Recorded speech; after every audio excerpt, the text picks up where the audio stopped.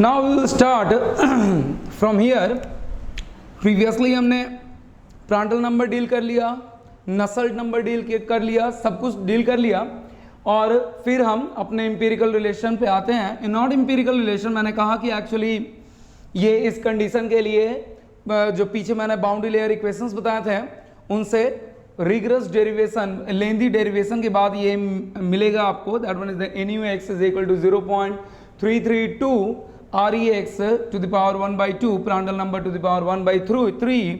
और मैंने यहाँ पे बताया था कांस्टेंट क्या है आपका, that constant is 0.332 REX is equal, sorry, M is equal to 1/2 और N is equal to 1/3। This one is और ठीक है। तो इस पे आने से पहले एक बार प्रीवियस पूरा जो थर्मल कन्वेक्शन जहां से स्टार्ट किया था, actually not velocity boundary layer, जहां से थर्मल कन्वेक्शन स्टार्ट किया था वहां एक बार फिर से ग्लिम्स देख लेते हैं कि क्या क्या किया था हमने। थर्मल कन्वेक्शन स्टार्ट करते हुए सबसे पहले मैंने बताया था कि थर्मल कन्वेक्शन क्यों, because of the surface conduction and that further conductive heat is carried out by the molecules or fluid particles due to advection. Advection का मतलब जानते हो, that is simply transport of the molecules, transport of the fluid molecule because of its bulk fluid motion. Already बता चुका हूँ मैं। Then after उसके बाद डील किया था मैंने कि अगर velocity रखोगे, velocity bulk motion enhance करोगे, कन्वेक्टिव हीट ट्रांसफर इनहांस करेगा, अगर बल्क मोशन कंप्लीटली वैनिश कर दोगे, what happen exactly, there will be the pure conduction. ये डील किया था। देन आफ्टर मैंने डील किया था कन्वेक्टिव हीट ट्रांसफर जो है आपका किस पर डील करता है, बेसिकली 8 पैरामीटर पे डिपेंड करता है। 4 फ्लूइड प्रॉपर्टीज मैंने कहा कि viscosity, density, thermal conductivity and specific heat capacity, as well as nu पे डिपेंड करता है kinematic viscosity, but kinematic viscosity is nothing but the ratio of mu by rho, इसलिए डील नहीं किया था मैंने।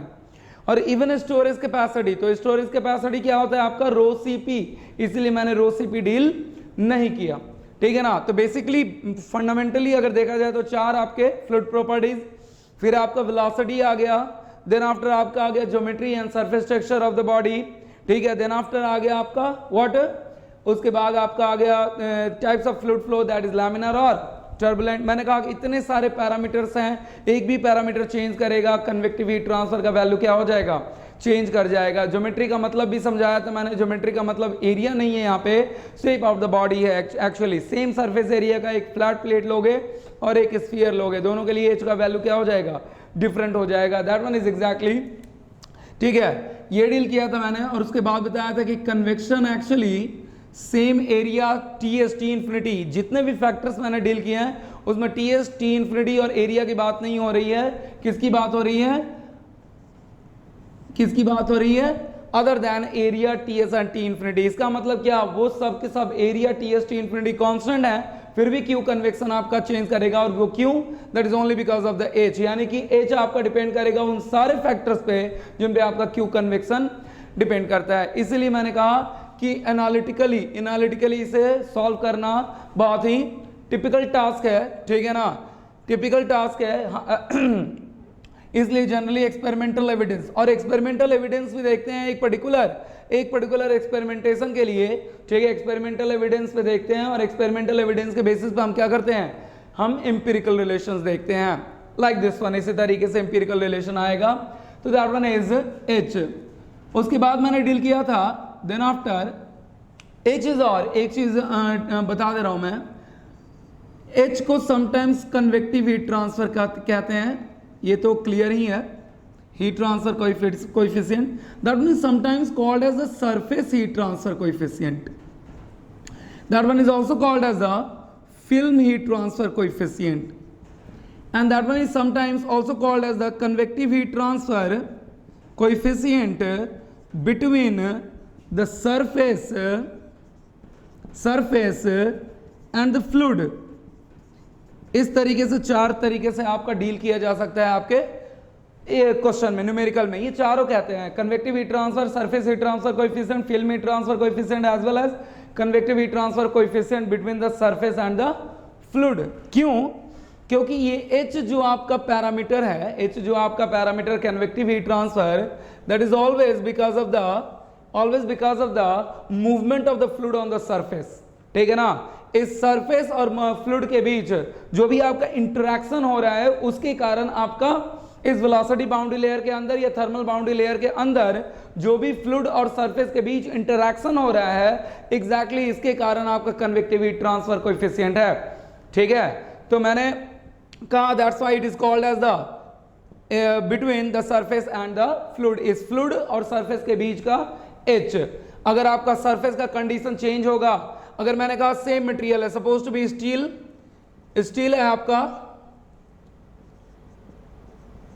स्टील है आपका और दूसरा मैंने स्टील लिया बट सरफेस टेक्सचर क्या कर दिया, चेंज कर दिया। स्टील H का वैल्यू क्या हो जाएगा, H का value that one is H1 H2, दोनों में क्या हो जाएगा, बाकी सब कुछ सेम है, सरफेस टेक्सचर का वैल्यू यानी कि क्या, that one is also called as the surface heat transfer coefficient, sometimes it is also called the film heat transfer coefficient. That boundary layer phenomena मैंने कहा कि एक्चुअली हम अपने एनालिसिस के लिए इसे बहुत बड़ा दिखाए थे ताकि हम इजीली क्या कर सकें, इजीली इसे एनालाइज कर सके, वेलोसिटी प्रोफाइल वगैरह इजीली ड्रॉ कर सके, इसलिए उसे थोड़ा थिकर दिखाया था मैंने, मैग्नीफाइड दिखाया था मैंने बताया कि in real practice that velocity boundary layer actually looks like a film, ठीक है ना। और मैंने क्या कहा, सरफेस और फ्लूइड के बीच, थर्मल बाउंड्री लेयर के अंदर जो सरफेस और फ्लूइड के बीच इंटरेक्शन हो रहा है उसी के कारण आपका हीट ट्रांसफर कोएफिशिएंट जनरेट हो रहा है। That's why that one is also called as the film, that looks like film, that's why it is also called as the film heat transfer coefficient. और बाकी ये तो मैंने बता ही दिया। तो इसलिए बहुत तरीके से हीट ट्रांसफर कोएफिशिएंट को डील करते हैं। एक शायद आपका सिविल सर्विसेज या इंजीनियरिंग सर्विसेज में कहीं एक क्वेश्चन भी आया था कि सपोज टू बी अगर आपका क्या है, एक मटेरियल है और एक मटेरियल पे क्या हो रहा है, आपका फ्लूइड फ्लो कर रहा है, ठीक है। 1 मिनट, मटेरियल सेम नहीं है, मटेरियल अलग अलग है, ठीक है ना, मटेरियल अलग अलग है। That one is suppose to be what we can say another material 1 another material 2 with the same dimension, with the same सब कुछ सेम, TS सेम, और ये भी कह रहा था कि सरफेस टेक्सचर भी सेम है।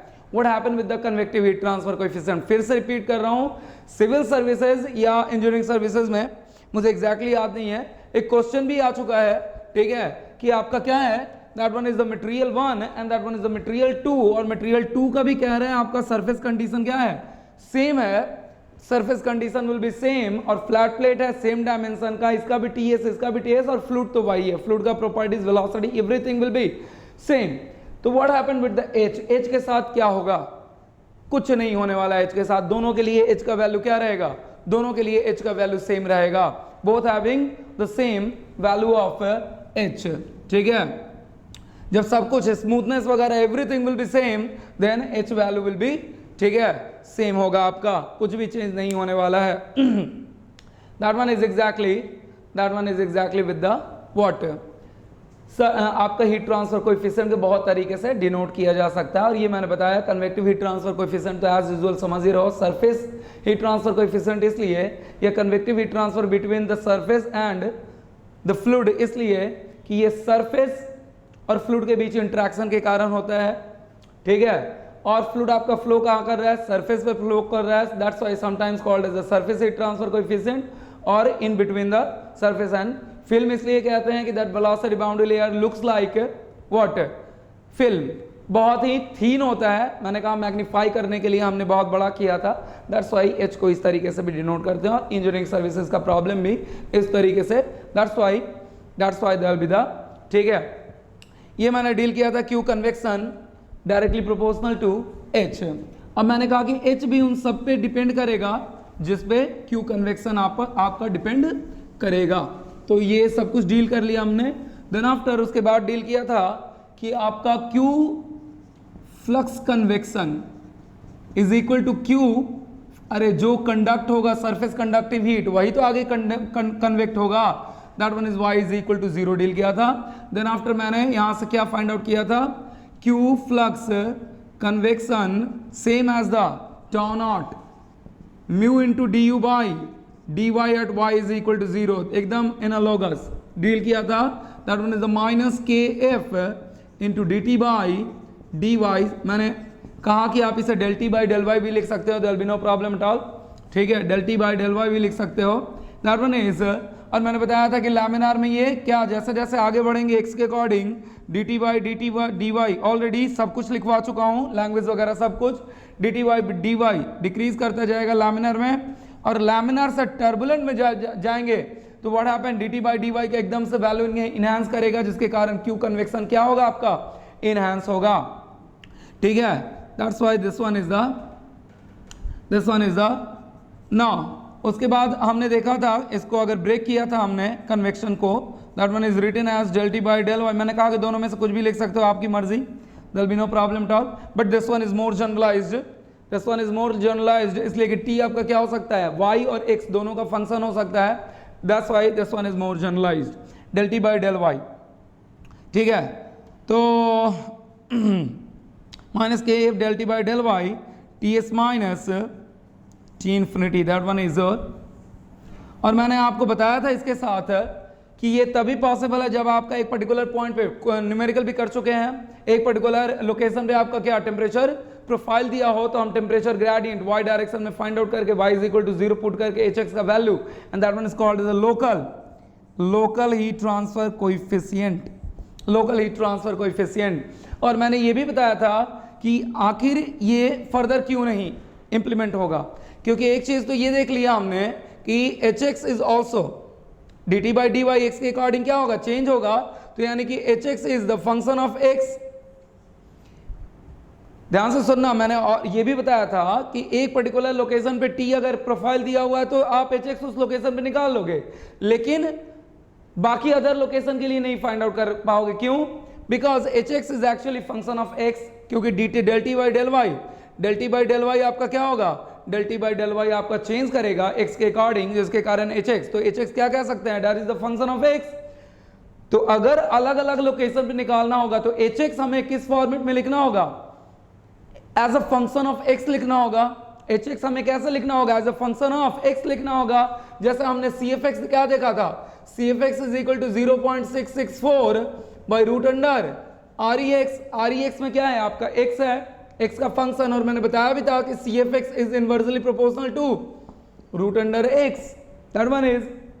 ठीक है, उसी तरीके से हमें यहाँ पे hx का भी क्या देखना होगा, तो किसी भी लोकेशन के लिए x पुट करो, you can get the value of the hx. लेकिन इससे, अब इससे आप सोचोगे कि इससे अगर हम निकाल पाए तो आपको क्या निकालना पड़ेगा, del T by del Y. आपको क्या निकालना पड़ेगा, del T by del Y at y is equal to 0 as a function of x.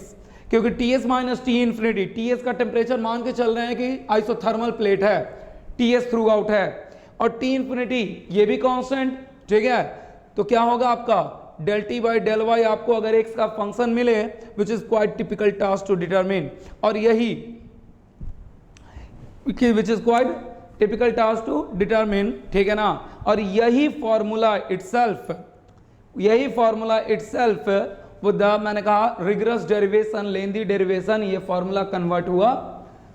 ठीक है ना, ये फॉर्मूला कन्वर्ट हुआ with the help of all 4 boundary layer equations, with the help of all 4 boundary layer equation. यही formula convert हुआ कहां पे, यहां पे कन्वर्ट हुआ. तो हमें del T by del Y क्या फाइंड आउट करना होगा, hx as a function of x find out करना होगा. तो अदरवाइज ऐसा कुछ नहीं है, तो हमें सिर्फ ये फॉर्मूला अप्लाई करेंगे सिर्फ और सिर्फ एक पर्टिकुलर लोकेशन के लिए जहां पे आपका टेम्परेचर प्रोफाइल दिया हुआ है, और यही फॉर्मूला फर्दर कन्वर्ट हुआ इसमें with the help of all 4 boundary layer equations. ठीक है, और इसमें hx आपका फंक्शन ऑफ x मिलेगा. किसी भी x के लिए लैमिनार कंडीशन में किसी भी x के लिए आप पुट करो, hx का वैल्यू फाइंड आउट कर लोगे. ठीक है, दिस इज एग्जैक्टली हमने डील किया. उसके बाद फोर्स कन्वेक्शन के बारे में बताया. तो फोर्स कन्वेक्शन में मैंने बताया कि किसी भी एक्सटर्नल मीन से अगर फ्लो कर रहे हो, that one is called the force flow. Force flow अगर है तो फोर्स फ्लो के कारण अगर एनर्जी ट्रांसफर हो रहा है, हीट ट्रांसफर हो रहा है, that one is called as the termed as the force convection. और मैंने वन लाइन आंसर बताया था कि actually in force convection the heat transfer is caused due to momentum transport और मोमेंटम ट्रांसफर और मोमेंटम डिफ्यूजन जो भी है. ठीक है, इसके कारण आपका क्या हो रहा है आपका हीट ट्रांसफर हो रहा है फोर्स कन्वेक्शन में, सीधे सीधे वन लाइन आंसर, ठीक है। फोर्स कन्वेक्शन का मैंने ये डिफिनेशन दिया था। देन आफ्टर उसके बाद मैंने कहा कि कंडीशन, इसके बाद हमने ये देखा था, लेकिन यहां तक देखने के बाद दिक्कत ये थी कि नसल नंबर नहीं पता है, आरी तो पता है, प्रांटल नंबर नहीं पता था। एक चीज और देखा था, डायमेंशनल एनालिसिस। डायमेंशनल एनालिसिस तो देखा था, जिससे क्या दिखा था हमें, H is the function of mu CP K rho L C and what, that one is velocity. तो इससे हमारा क्या मिला था, Nusselt number is C into actually function of R E and P R, and Nusselt number can be written as C into RE to the power M Prandtl number to the power N in general। Force convection में मैंने बताया था यही 3 primary number हैं force convection में। Natural convection में जाके primary number change हो जाते हैं, प्राइमरी डायमेंशनलेस नंबर चेंज हो जाते हैं, बताऊंगा मैं। रेनॉल्ड्स नंबर खत्म हो जाता है नेचुरल कन्वेक्शन में, ठीक है। रेनॉल्ड्स नंबर खत्म हो जाता है आपके, रेनॉल्ड्स नंबर कहाँ पे, नेचुरल कन्वेक्शन में। लेकिन फोर्स कन्वेक्शन में आपके 3 प्राइमरी नंबर है, Nusselt number, Reynold number, Prandtl number. बाकी जो भी अदर नंबर हैं, that one is derived from these 3 primary numbers are called as the secondary dimensionless number in the force convection। जो भी आपको रिलेशन मिलने वाला है, Nusselt number, Reynold number, Prandtl number के फॉर्मेट में मिलने वाला है, ठीक है। मैंने कहा कि यहाँ पे बहुत ज़्यादा डायमेंशनलेस नंबर के बारे में तो बताने वाला नहीं हूँ मैं, बट पीडीएफ शेयर करूँगा, यू कैन इजिली रियलाइज कि with proper detail, don't worry, ऐसा मत सोचना कि पीडीएफ फाइल से नंबर लिख के दे दूंगा, प्रॉपर डिटेल के साथ दूंगा, ठीक है ना, तो आप समझ जाओगे। आप देखोगे कि जितने भी आप पढ़ोगे अदर डायमेंशनलेस नंबर, ये तीनों का ही कॉम्बिनेशन कहीं ना कहीं होगा, या तो 2 का कॉम्बिनेशन होगा या तीनों का कॉम्बिनेशन होगा, इस तरीके से आपका होगा। That one is exactly comes under the, ठीक है। ये आपका यही we have already discussed all this 3, ठीक है। और उसके बेसिस पे मैंने कहा कंडीशन।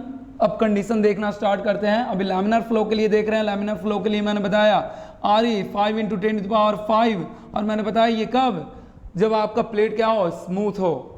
ये कब रेंज वैलिड है, जब आपका प्लेट स्मूथ हो, यानी कि ये भी कब वैलिड है, जब आपका प्लेट स्मूथ हो।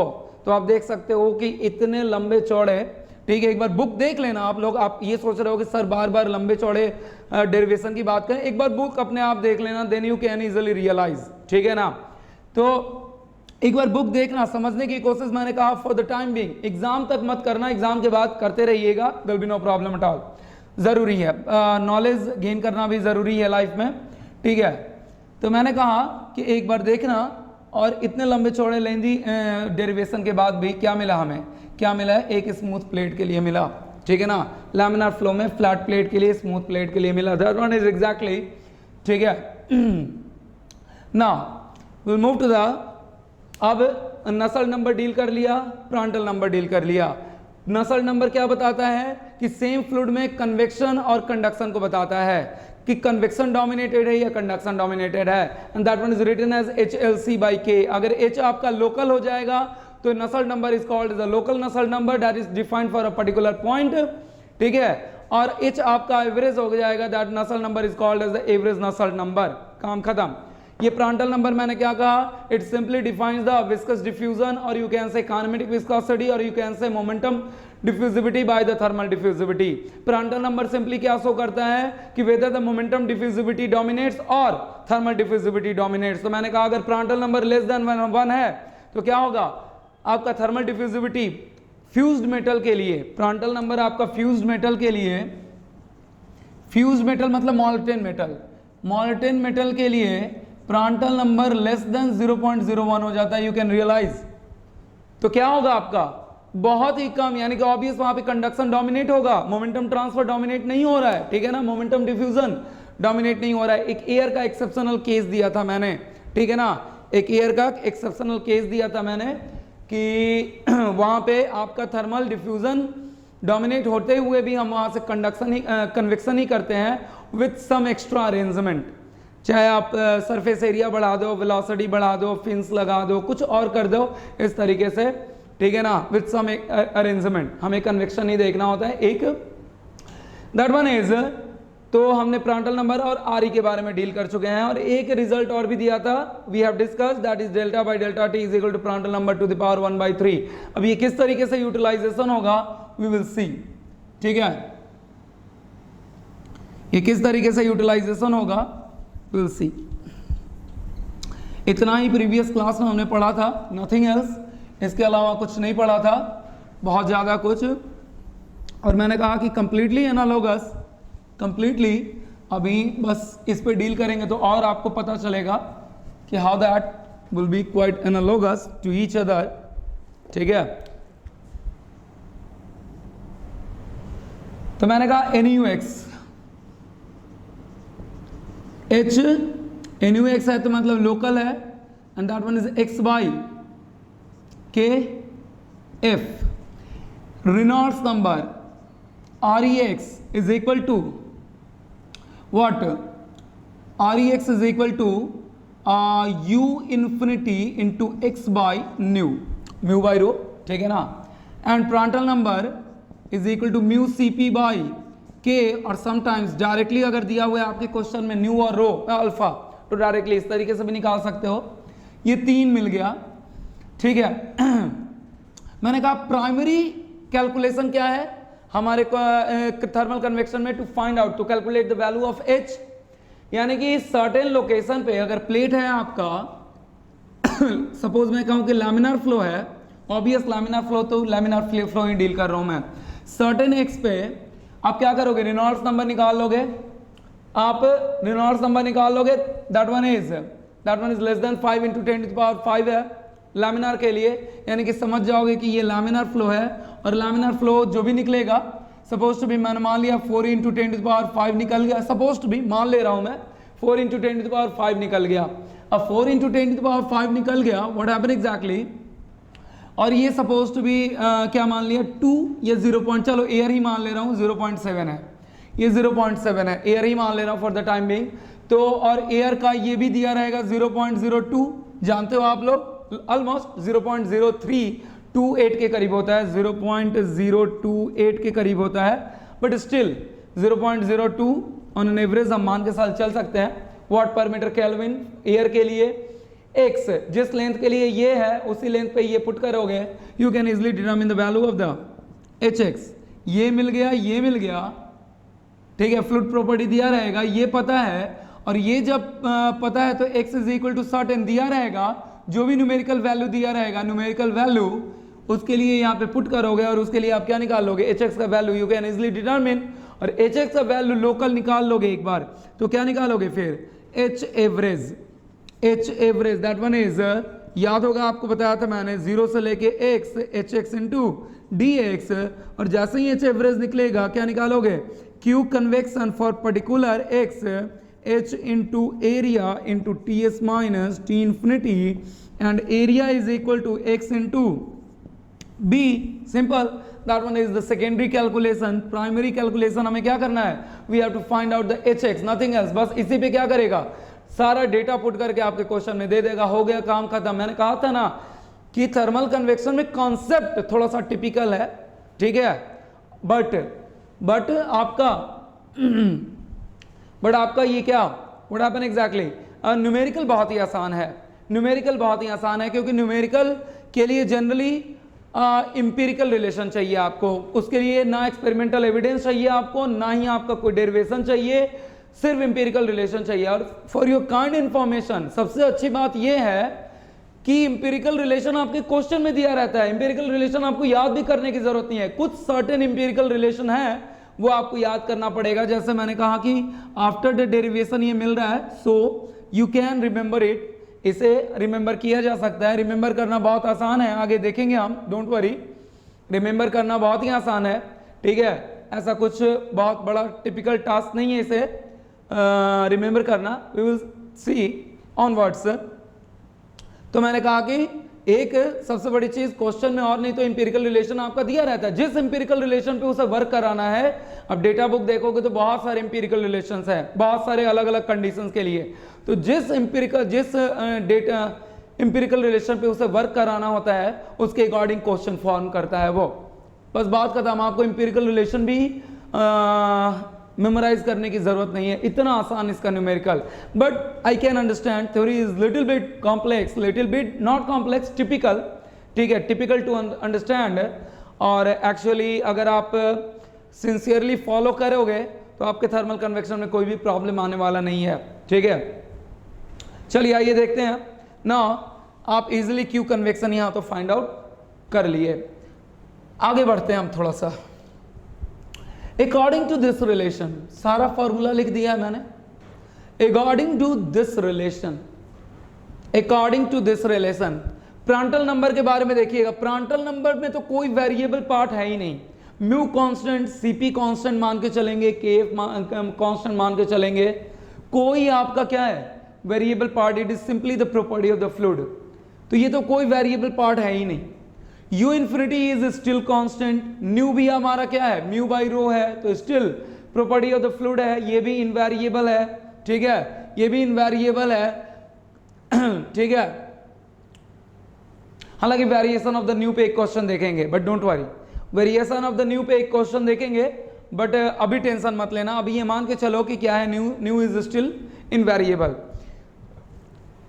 जब न्यूमेरिकल प्रैक्टिस में देखेंगे तो न्यू वेरिएबल पे एक क्वेश्चन देखेंगे, ताकि आपको एक प्रॉपर वो मिल जाए, ठीक है, आइडिया मिल जाए कि अगर इस तरीके से क्वेश्चन पूछेगा तो किस तरीके से मूव करना है। बट स्टिल मैं ये मान के चल रहा हूं कि nu is also property, nu constant है आपका, केएफ कांस्टेंट क्या वेरी है, इस रेनॉल्ड्स नंबर में एक्स वेरिएबल है, नसल नंबर में एक्स वेरिएबल है, और ये H X according to X variable है, क्योंकि ऑलरेडी डील किया जा चुका है। तो क्या लिख सकते हैं, थोड़ा ध्यान दीजिएगा, इस रिलेशन के अकॉर्डिंग, इस रिलेशन के according H X into X, KF तो कांस्टेंट है, directly proportional to R E X में एक एक्स है, एक्स टू द पावर 1/2, ये कांस्टेंट, ये कांस्टेंट, एन यू एक्स में KF constant, R E X में U infinity one new constant.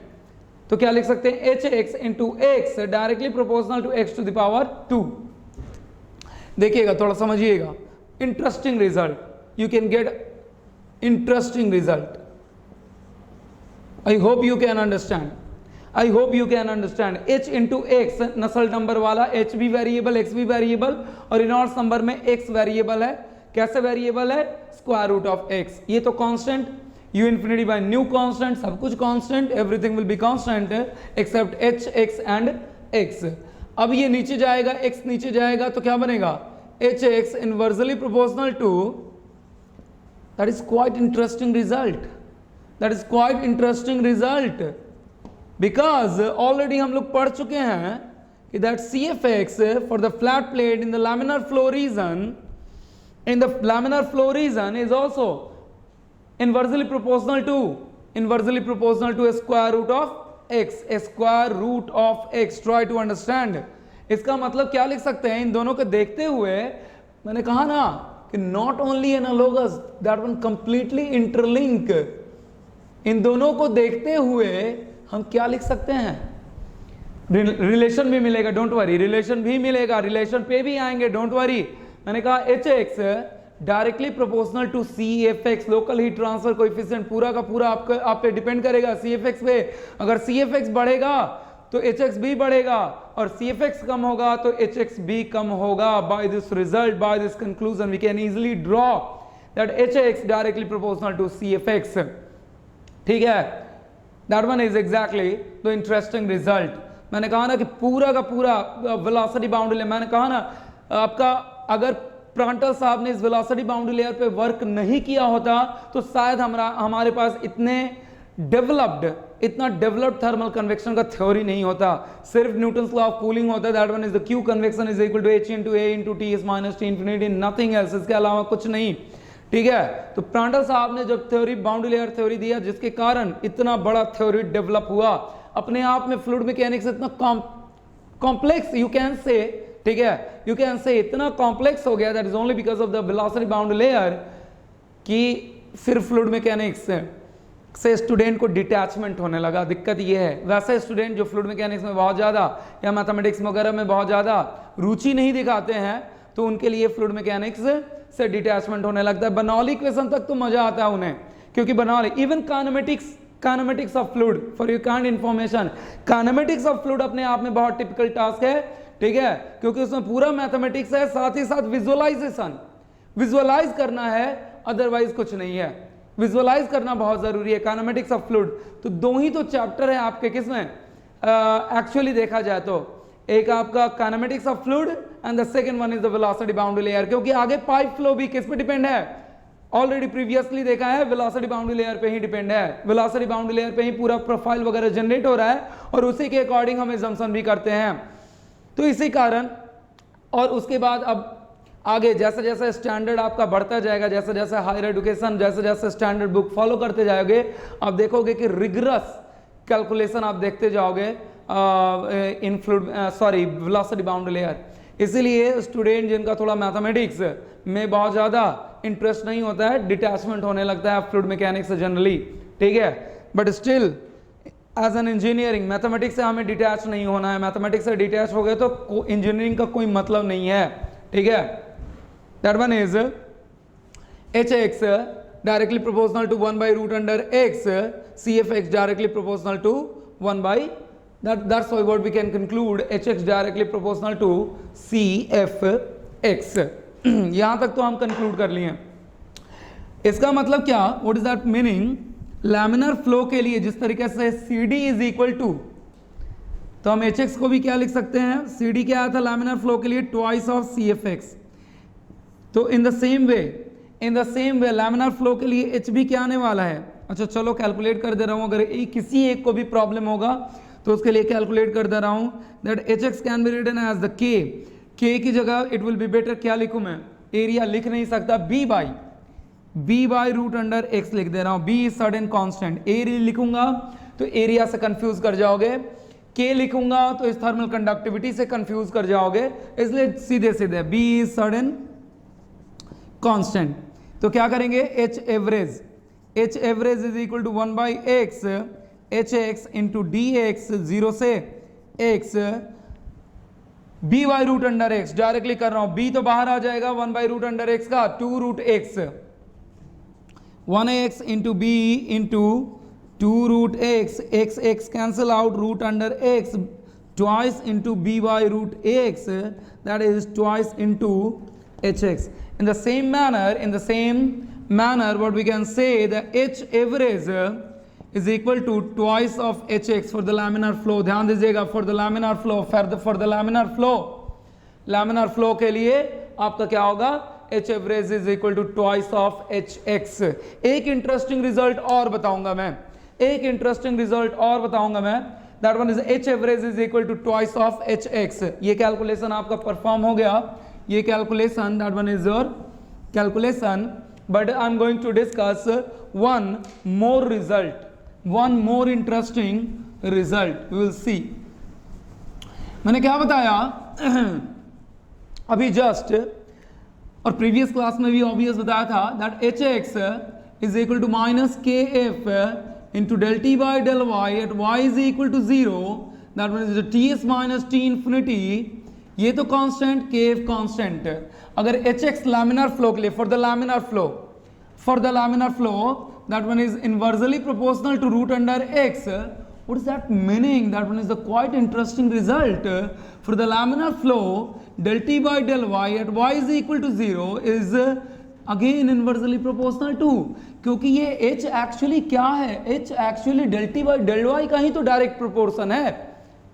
h actually क्या है, del t by del y का ही डायरेक्ट प्रोपोर्शन है, del t by del y directly proportional to 1 by root under x, that one is exactly. तो अब यहाँ पे क्या मिला, del t by del y as a function of x। इसीलिए मैंने कहा था वहां पे कि एक्चुअली एक पर्टिकुलर लोकेशन पे ये यूटिलाइज होगा जहां पे टेम्परेचर प्रोफाइल दिया हुआ है। अगर डिफरेंट x के लिए फाइंड आउट करना होगा तो फिर हमें del t by del y as a function of x, और इसी को क्या किया गया है, इसी को del t by del y का proper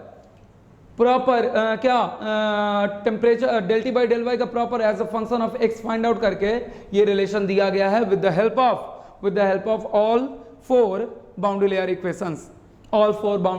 equations, that one is exactly your result. ठीक है, now this is for the laminar flow. Now will move now will move for the what, turbulent flow की तरफ move करेंगे. Now will move for the turbulent flow. Condition, force convection, flat plate, already ये clear है. Turbulent flow over entire flat plate, what is the meaning? Turbulent flow over the entire flat plate, what is that meaning? इसका मतलब ये है कि from the leading as there will be completely turbulent flow over the entire flat plate. From the leading edge there will be completely turbulent flow over the entire flat plate. यानी कि RE should be greater than 5 into 10 to the power 5. लेकिन ये जो relation है किसके लिए valid है? Greater then 5 into 10 to the power 5 के लिए तो वैलिड है, but that one is less than 10 to the power 7. That one is exactly, ठीक है, greater than equal to 5 into 10 to the power 5 and that one is critical consider कर लिया जाता है. There will be no problem at all, ठीक है ना. Critical, exactly critical consider कर लिया जाता है, ठीक है. There will be no problem at all.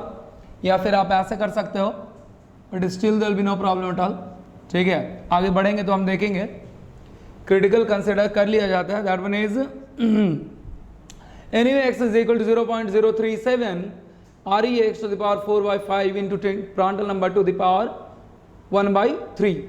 That one is, ये इसी के लिए वैलिड है. इसके अलावा REx कर लीजिए, it will be better.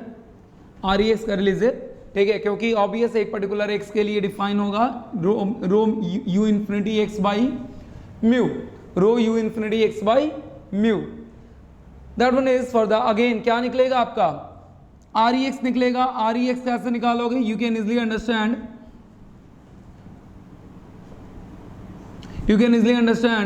REx is equal to rho u infinity into x by mu, या फिर u infinity x by nu, जैसे भी कर लो, there will be no problem. Certain x के लिए इसका वैल्यू मिल जाएगा. मान लो कि वैल्यू निकल गया 5 into 10 to the power 6, मान लिया मैंने फॉर द टाइम बिंग, ठीक है. प्रांटल नंबर तो एयर के लिए, चाहे आप टर्बुलेंट में लें चाहे किसमें, 0.7 ही होगा एयर का मान के. हालांकि दूसरा कोई भी फ्लूइड हो सकता है, बट एयर का मान के चल रहे हैं हम लोग 0.7. तो what happen, you can easily determine the value of the NUX 0.037. ध्यान दीजिएगा, NUX आप इजिली निकाल सकते हो. NUX जब आपका न्यूमेरिकल वैल्यू निकल जाएगा, numerical value you can find, तो NUX क्या होता है? You know very well, HX into HX by KF, numerical value. जिस x के लिए एक्चुअली, जिस x के लिए आपके क्वेश्चन में कह रहा है वो x यहाँ पे पुट करोगे, K of the fluid put करोगे, नसल नंबर पूरा मिल चुका है. HX you can easily find out, HX का वैल्यू आप फाइंड आउट कर लोगे. This is the way you can find that, but that HX is for the turbulent. Turbulent के लिए ये आपका HX होगा, ठीक है ना. आगे बढ़ते हैं. Now देखिए थोड़ा ध्यान से, यहां पे भी देखते हैं कि HX और X नसल नंबर में आएगा. ये तो कांस्टेंट, REx में क्या आएगा? एक जो वेरिएबल होगा. Again you can see quite interesting result. That one is HX inversely proportional to x to the power 4/5 by x. अगर कैंसल आउट होगा तो क्या बनेगा? अगर कैंसल आउट होगा तो HX inversely proportional to 1/x to the power 1/5. And you can realize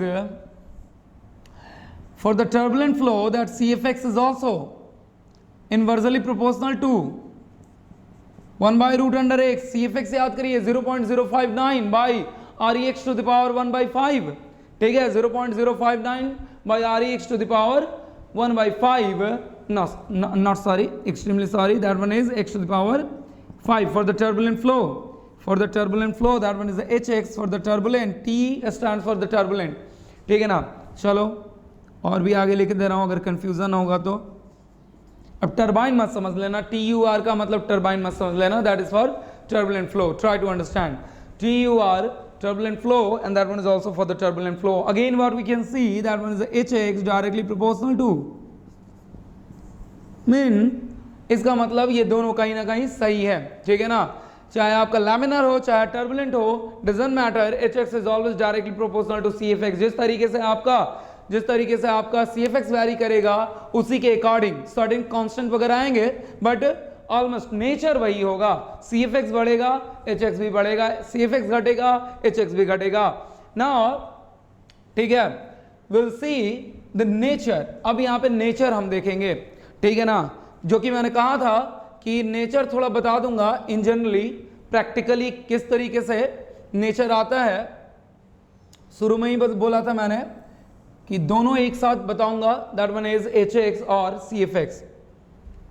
ये आपका फ्लैट प्लेट है and that one is the Y actually, ठीक है, या यहां पे रख सकते हो HX एंड CFX, ठीक है, and that one is the X on the flat plate, ऐसे भी रख सकते हो।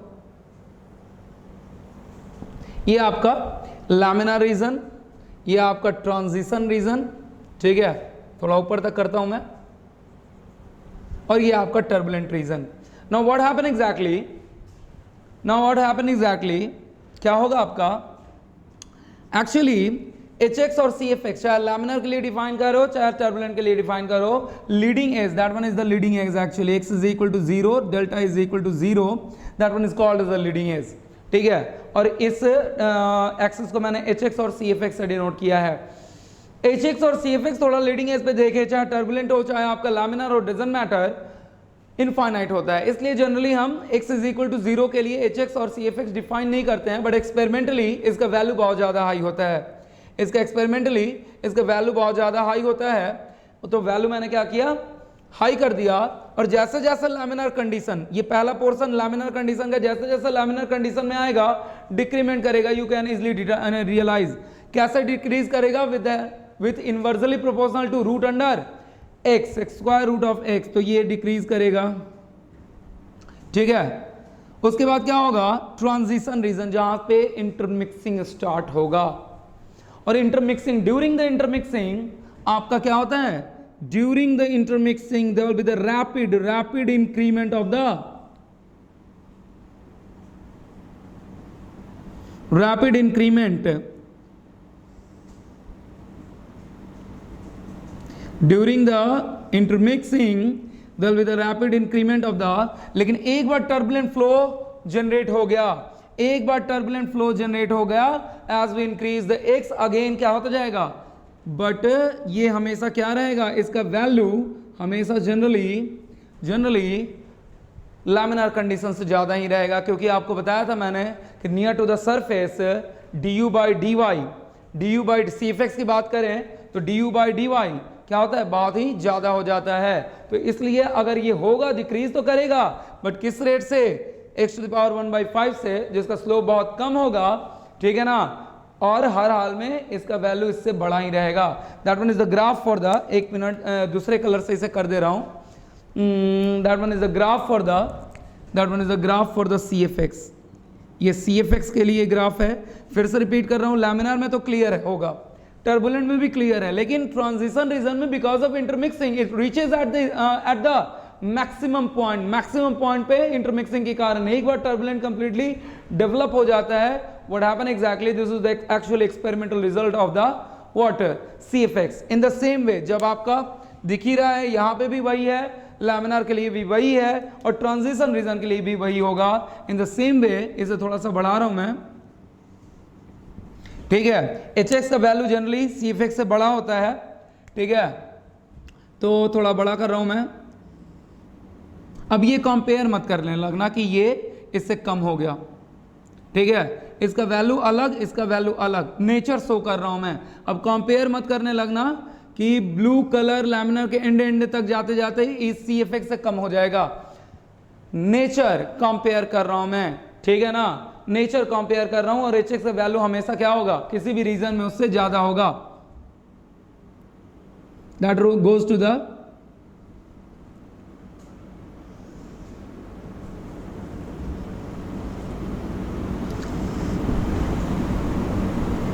blue curve is for the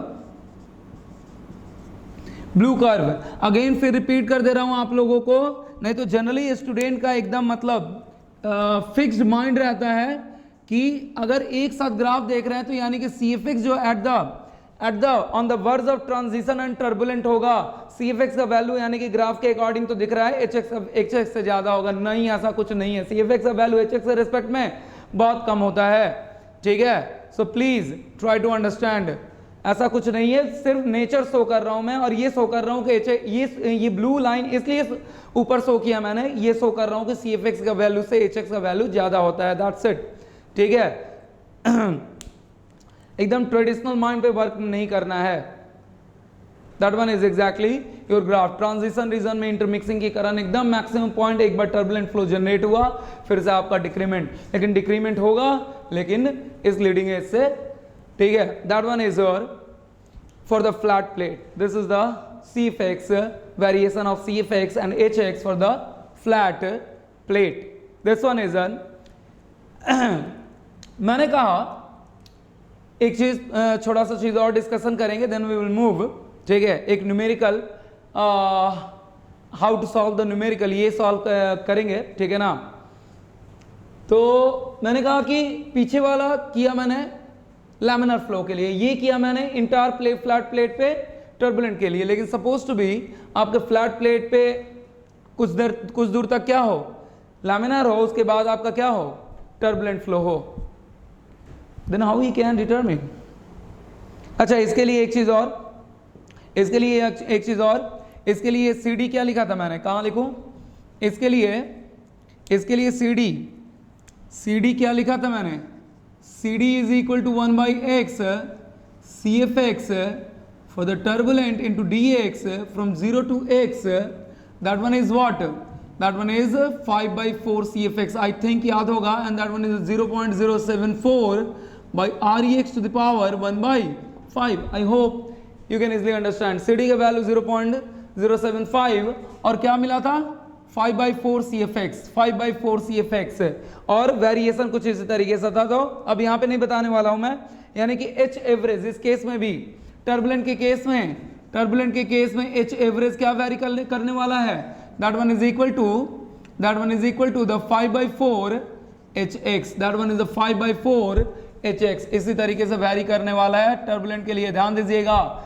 0 से x, उसमें भी आपका लिमिट 0 से x आएगा, उसमें भी लिमिट आपका 0 से x आएगा। एक न्यूमेरिकल सॉल्विंग टेक्निक देखते हैं एक्चुअली, ठीक है ना। एक इसके आगे न्यूमेरिकल सॉल्विंग टेक्निक देखेंगे, उसके बाद हम इंटरनल फ्लो पे मूव करेंगे, यानी कि पाइप फ्लो पे फर्दर मूव करेंगे, और पाइप फ्लो के लिए किस तरीके से आपका इंपेरिकल रिलेशन लिखेंगे, विल सी, ठीक है, देखेंगे हम। तो H average is equal to 5/4 HX, ठीक है, और C D is equal to 5/4 CFX, 0 से x, उसमें भी लिमिट जो लोगे 0 से x ही लोगे, तब आपका आएगा ना। चलिए आगे बढ़ते हैं हम लोग, ठीक है। मैंने कहा कंडीशन वही है, न्यूमेरिकल सॉल्विंग टेक्निक देख रहे हैं। न्यूमेरिकल सॉल्विंग टेक्निक का मतलब ये मत समझ लेना न्यूमेरिकल एनालिसिस, ठीक है, जो आप अपने मैथमेटिक्स में पढ़ते हो। यहाँ पे न्यूमेरिकल सॉल्विंग टेक्निक का मतलब है simply how to solve the numerical, मतलब एक न्यूमेरिकल प्रोसेस, ठीक है ना, कि प्रोसेस क्या होना चाहिए आपके न्यूमेरिकल सॉल्व करने के लिए। सबसे पहली चीज़ ये, सपोज टू भी आपके क्वेश्चन में क्या है कि एक फ्लैट प्लेट है, और फ्लैट प्लेट ये आपका फ्री स्ट्रीम आ रहा है, that one is the free stream, सिर्फ एक आपका उससे डिनोट करूंगा, that one is T infinity, and that plate having the TS, ठीक है। तो आपके क्वेश्चन में क्या आएगा कि we have to find out the delta का वैल्यू पूछ सकता है, सी एफ एक्स का वैल्यू पूछ सकता है, सी डी का वैल्यू पूछ सकता है, एच एक्स, एच एवरेज। ये जानबूझ के मैंने वेलोसिटी बाउंड्री लेयर में ये नहीं बताया था मैंने, क्योंकि वहाँ तक बताता तो यहीं तक बताना पड़ता मुझे, और यहाँ पे फर्दर मुझे ये डील करना पड़ता, इसलिए एक ही साथ यहाँ पे डील कर रहा हूँ मैं, ठीक है। We have to find out the delta at X velocity boundary layer. Delta T मैंने नहीं कहा है क्योंकि डेल्टा टी का एज सच हमारे पास कोई एक्सप्रेशन नहीं है। डेल्टा टी का एक्सप्रेशन है भी delta by delta T is equal to Prandtl number to the power 1/3, तो वो सिर्फ और सिर्फ लैमिनार के लिए है, इसलिए डेल्टा टी मैंने यहाँ से आपसे नहीं पूछा है, ठीक है, बाद में देख लेंगे, ठीक है। तो सिर्फ और सिर्फ delta by delta T is equal to Prandtl number to the power 1/3 है हमारे पास expression, and that is one and only for the laminar flow, ठीक है। आइए देखते हैं।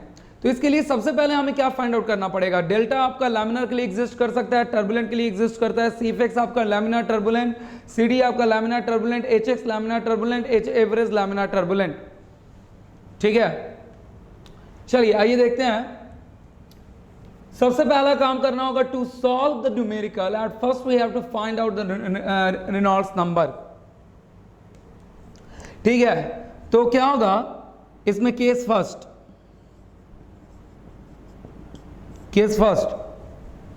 if Reynolds number is less than 5 into 10 to the power 5, तब तो कोई दिक्कत ही नहीं है, मतलब थ्रू आउट लैमिनार ही हो, x is equal to L तक पूरा लैमिनार ही हो, तो मैंने कहा कि कोई दिक्कत ही नहीं है। सिंपली क्या पुट करोगे, delta is equal to 4.91 x by root under REX, CFX, REX का मतलब REL एक्चुअली, यहाँ पे x की जगह it will be better L कर दे रहा हूँ क्योंकि L पे निकालना है हमें। ठीक है, CFX is equal to 0.664 by root under REL, and finally the CD is equal to, you know, twice of CFX, बहुत ही आसान। HX कैसे निकालोगे, HX with the help of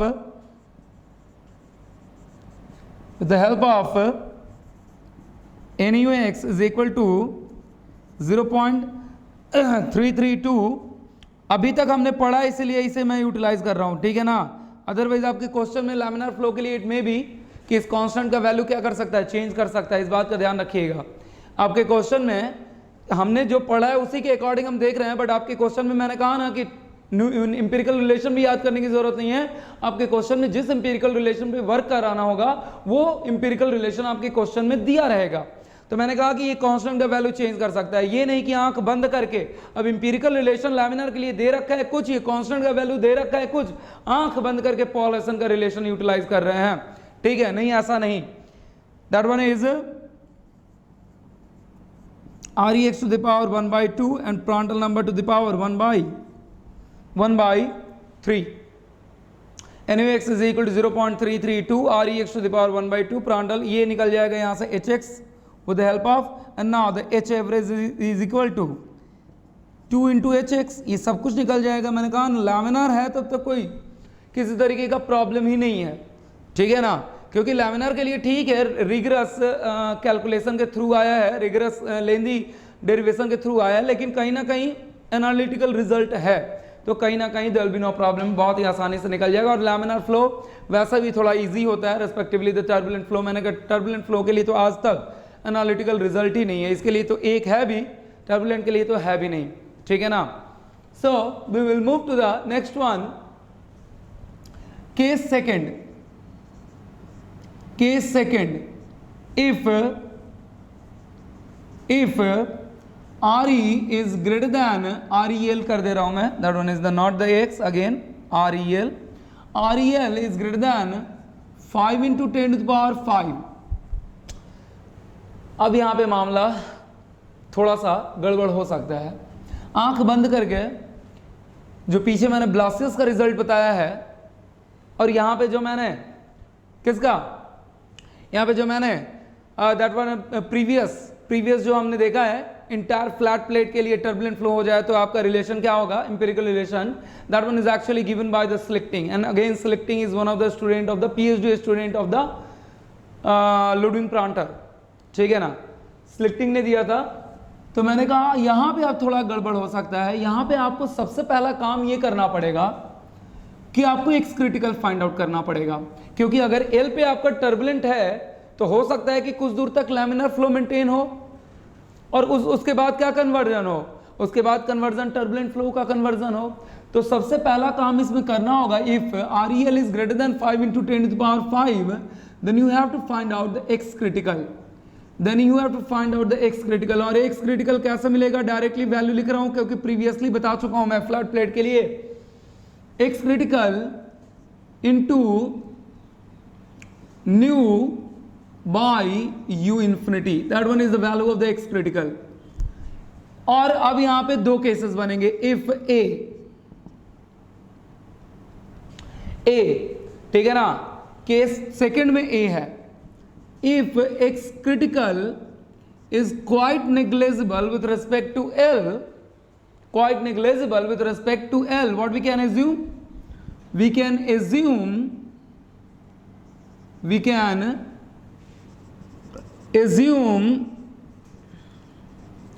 there will be turbulent flow on the turbulent flow through entire flat plate, entire flat plate। और delta का value क्या put कर सकते हैं? डेल्टा का वैल्यू आप सीधे 0.037 x by R E X to the power 1/5, ठीक है। And that one is C F X again turbulent flow के लिए, that one is 0.059 by R E X to the power 1/5, ठीक है। And that one is C D is equal to, जो मैंने बताया है, थोड़ा ध्यान दीजिए इसमें, 1/x 0 से लेके L, 0 से लेके L का मतलब, और सी एफ एक्स टर्बुलेंट का फंक्शन पुट कर रहे हो, सी एफ एक्स जो कि x का फंक्शन है, जो सी एफ एक्स जो कि x का फंक्शन है, क्या आया था? C F X inversely proportional to x to the power 1/5 ना, जो कि टर्बुलेंट का फंक्शन है, ठीक है ना। टर्बुलेंट का सी एफ एक्स जो कि x का फंक्शन है, अगर यहाँ पे पुट कर रहे हो तो 0 से x L लेने का मतलब क्या? 0 से L लेने का मतलब क्या? वहां पे मैंने बहुत ज्यादा डिस्कशन नहीं किया था, क्योंकि इनिशियल फेज था, बहुत ज्यादा डिस्कशन करता है तो मे भी आप क्या हो सकते थे, थोड़े कंफ्यूज हो सकते थे, इसलिए मैं वहां पे मैंने डिस्कशन नहीं किया। क्या होगा? व्हाट हैपन एग्जैक्टली 0 से L लेने का मतलब मान के यही चल रहे हो कि थ्रू आउट द प्लेट क्या है आपका?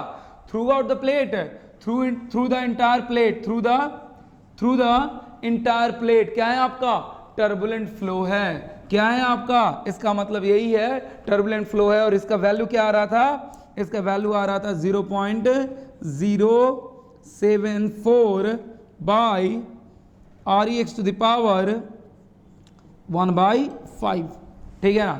आर ई एल, एक्चुअली बार बार आर ई एक्स लिख रहा हूं मैं, that one is R E L, ठीक है। I hope you can now understand. अब आप समझ सकते हो कि हाँ, एक्स की जगह एल ही होगा, ठीक है। That one is delta CFX CD. Now, how we can determine the value of the HX and H average? Obvious, with the help of the selecting relation. Entire plate के लिए, entire plate के लिए कहाँ लिखूँ मैं? 1 minute, थोड़ा मैं erase करूँगा इस पोर्शन को।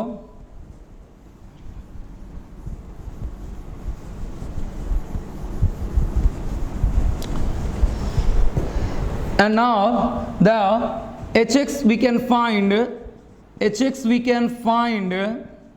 with the help of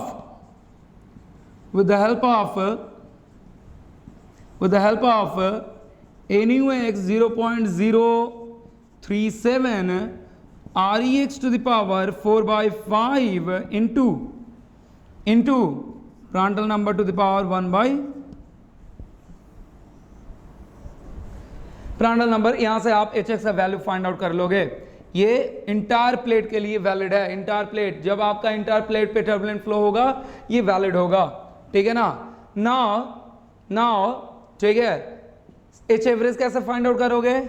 now you know that H average is equal to, again मैंने कहा 1/L 0 से लेके L, 1/L 0 से लेके L, HX for the turbulent. Again किसके लिए पुट करोगे?